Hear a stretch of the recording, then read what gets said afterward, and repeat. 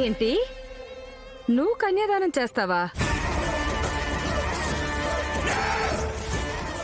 బావుండాదిమ్మా, బావుండాది.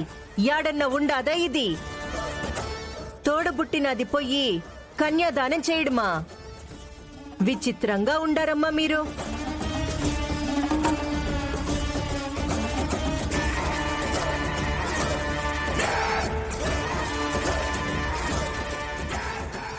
పది కాలాల పాటు ఆ జంట చల్లగా ఉండాలనంటే మీ ఇష్టం వచ్చినట్టు చేస్తే కుదురుతుందా ఏమి?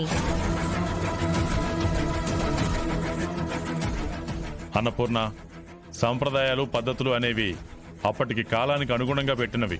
కాలంతో పాటు పద్ధతులు మారతాయి. ఓ ఎన్నా, యాడ ఎవరు చేయరన్నా ఇట్లా? అసలు దీన్ని కన్యాదానం అనే అనరు. కన్యాదానం అంటేనే భార్యాభర్తలిద్దరూ ఉండి చెయ్యాలా, అది సాంగ్యం.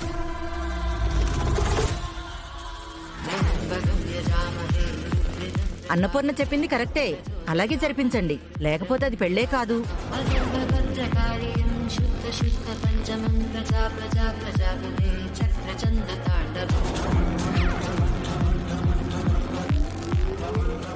విజయ, కంగారు పడకం. మీ అన్నా వదన మేమున్నావుగా.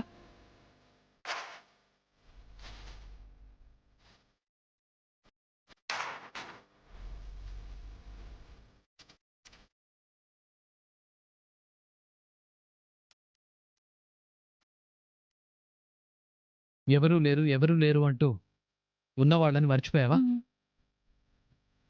మేమిద్దరం ఉన్నాంగా, మేం చూసుకుంటాం.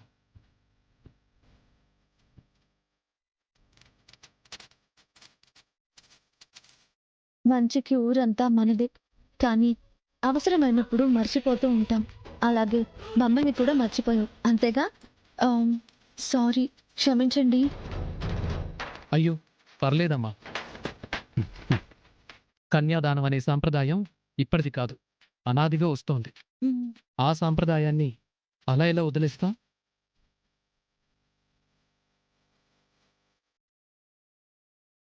ఈ శుభకార్యంలో ప్రతి విషయంలోనూ చాలా జాగ్రత్తగా వచ్చావు.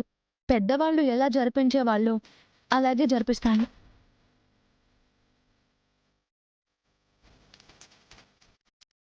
ఏదో పరిస్థితులు బాలేవను, ఇబ్బందుల వలను సాంప్రదాయాల్ని మార్చలేము.